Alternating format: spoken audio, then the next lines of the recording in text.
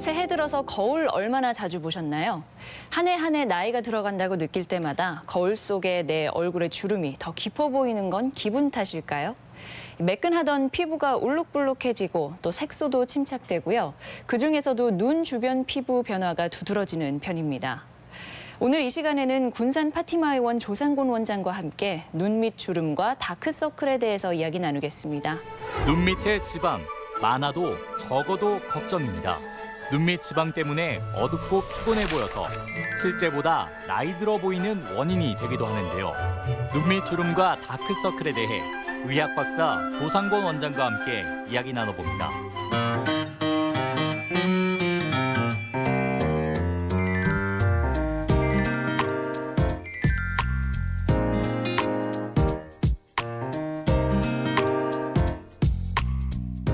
안녕하세요. 네, 안녕하세요. 네. 우리가 눈 밑에 이렇게 볼록 튀어나와 있는 부분을 심술보라고 하잖아요. 네. 그렇게 부르는 데는 이유가 있겠죠. 네.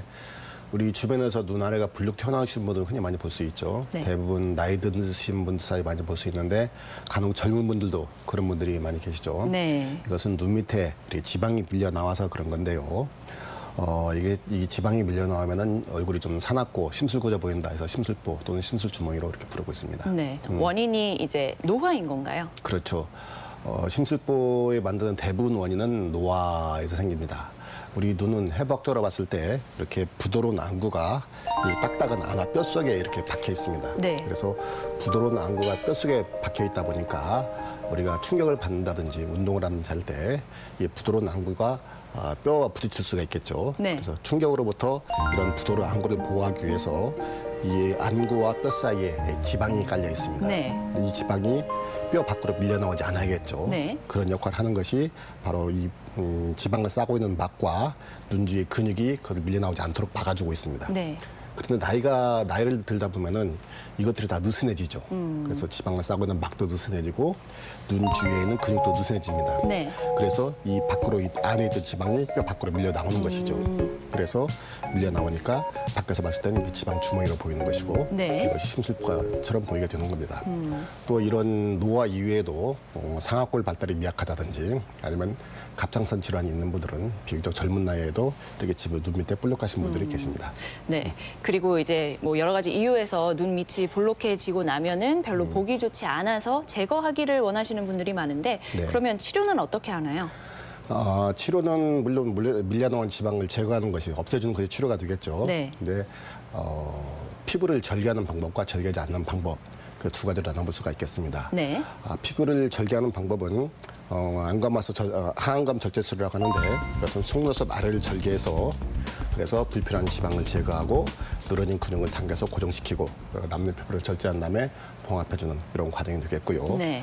또 눈 밑 지방 교정술로 알려지는 방법은 우리가 눈을 뒤져보면 이렇게 빨간 판이 보이죠. 네. 그럼 빨간 판을 절개합니다. 검판이라고 하는데 거기를 절개해서 우리가 불필요한 지방만을 제거해주는 그런 방법이 되겠습니다.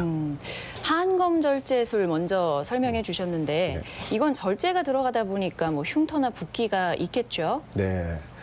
수술하시는 분들이 가장 많이 하는 것이 하고 나서 흉터가 남지 않습니까? 이런 문제를 많이 염려하십니다. 네. 그런데 흉터에 대해서는 크게 염려하지 않으셔도 되겠습니다.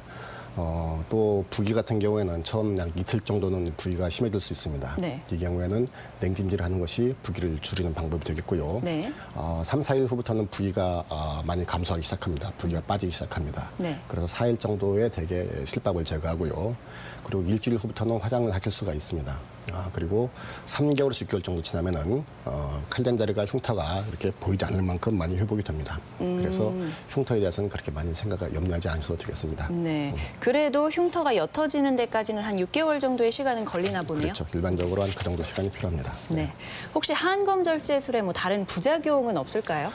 네, 대표적인 것이 그 하안검 외반이라고 하는데요. 이런 상태가 하안검 외반이라고 하죠. 네. 지금 어떤 상태인 거죠, 저게? 이것이 우리 흔히 말하면은 이 뒤집히는 거죠. 까졌다는 거죠. 그래서 건판이 밖으로 노출되는 상태죠. 이렇게 네. 빨간색이 원래 건판이 이렇게 붙어 있어야 되는데 네. 눈동자가 붙어 있어야 되는데 이게 떠 있는 상태죠. 네. 그래서 이렇게 뒤집혔다서 안검 외반을 하는데 이렇게 생기는 원인은 수술 시에 지나치게 피부나 지방을 많이 제거했다거나 그런 경우 이런 문제가 생길 수가 있고요. 또 수술은 정상적으로 됐다 하더라도 이 속눈썹 아래를 절개한다고 그랬죠. 네. 근데 상처가 아무는 과정에서 피부가 수축되는 과정이 있습니다. 그 과정에서 지나치게 피부가 수축됨으로써 일시적으로 하안검 위반이 생기는 경우가 있습니다.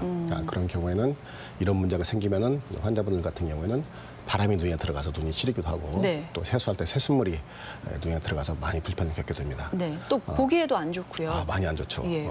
그래서 이런 문제가 생겼을 때는 원인을 찾아서 교정해 주시면 이렇게 바로 회복이 될 수 있습니다. 재수술이 가능한 거군요. 그건 재수술 정도는 아니고 네. 비교적 간단한 어떤 시술로서 그건 해결할 수 있습니다. 네.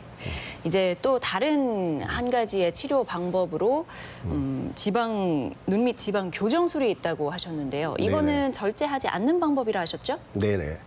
피부를 절개하지 않는 방법, 그러니까 아까 말씀드린 대로 눈을 뒤집어서 건판에서 절개해서 불필요한 지방을 빼내는 방법이 되겠죠. 네. 그래서 이것은 피부를 절제하지 않는 방법이기 때문에 눈 밑 피부가 늘어지 않은 분들, 또 애교살이 예쁘게 있는데 난 애교살 이대로 보존하고 싶어요 하시는 분들, 아니면은 직장사 같은 데 바빠가지고 난 칼자국을 남기도 싫고 네. 그리고 빠른 회복을 원하시는 분들, 네.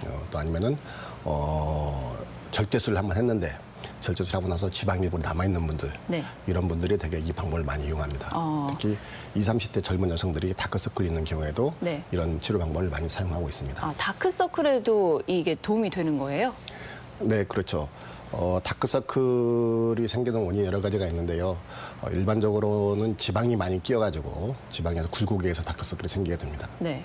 그런 경우에는 이런 수술을 통해서 지방을 제거줌으로써 그런 효과를 볼 수가 있습니다. 네. 근데 저 같은 경우에는 눈 밑에 아직 지방이 많이 튀어나오지는 않은데 다크서클은 있는 편이거든요.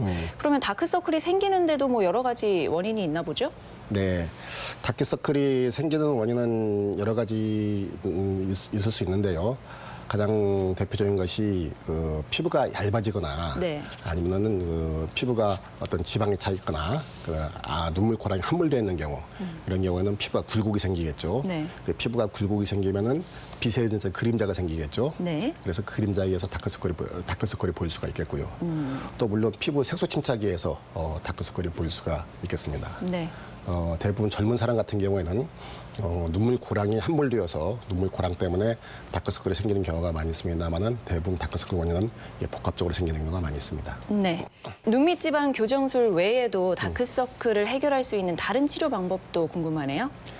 네, 색소 때문에 다크서클 생긴 경우에는 뭐 미백 치료라든지 레이더 토닝으로 이렇게 좋은 효과를 볼 수 있습니다. 네. 그런데 대부분 다크서클은 피부 굴곡이 동반되는 경우가 많이 있습니다. 그래서 수술을 해야 되는 경우가 많이 있고요. 수술을 통해서 뭐 돌출되어 나오는 혈관이라든지 아니면은 지방들을 정리할 필요가 있겠고요. 네. 또 눈 밑과 그 눈 주변, 그러니까 광대뼈 주위겠죠. 그 지방들을 일정하게 깔아주는 이런 지방 재배치가 필요한 경우도 있습니다. 지방 재배치라고 하면은 뭐 어떻게 한다는 건가요?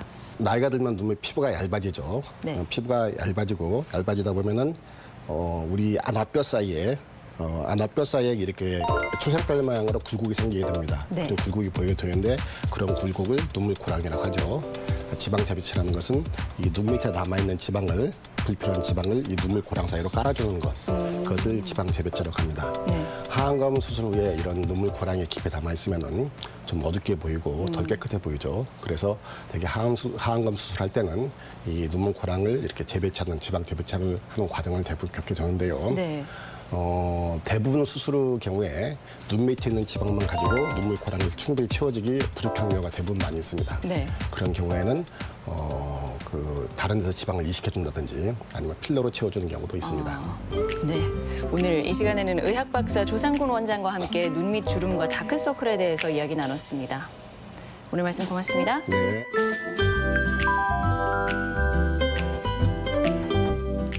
나이 드신 어르신들 가운데는 평소에는 식사를 잘 하는데도 병원에 가서 영양 결핍이라는 말을 듣고 깜짝 놀랐다는 분들이 더러 있습니다. 실제로 질병관리본부에 따르면 우리나라 65세 이상 노인 3분 가운데 1분은 자신에게 필요한 에너지량의 75%만 섭취하고 있는 것으로 나타났는데요. 소화가 안 되니까 적게 먹게 되고 또 영양소 저장 기능이 떨어져서 그렇다고 합니다. 어르신들의 영양 결핍은 각종 질환으로 이어지기 때문에 평소에 간식을 조금씩 자주 챙겨 먹는 습관으로 에너지를 보충하는 게 좋다고 합니다. 저는 다음 주에 다시 찾아뵙겠습니다. 고맙습니다.